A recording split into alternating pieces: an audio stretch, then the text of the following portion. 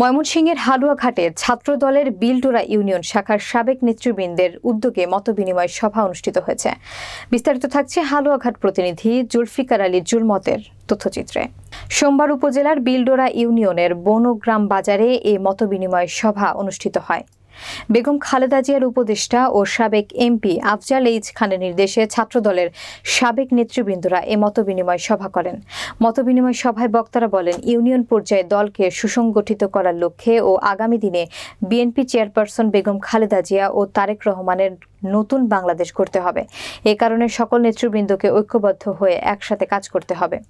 এ সময় ইউনিয়নের সাবেক সাধারণ সম্পাদক কামাল হোসেনের সভাপতিত্বে বক্তব্য রাখেন ছাত্রদলের সাবেক সভাপতি নূরে আলম, ফয়জুর রহমান, ফেরদৌস হক বাবু, লুৎফর রহমান সহ অনেকে।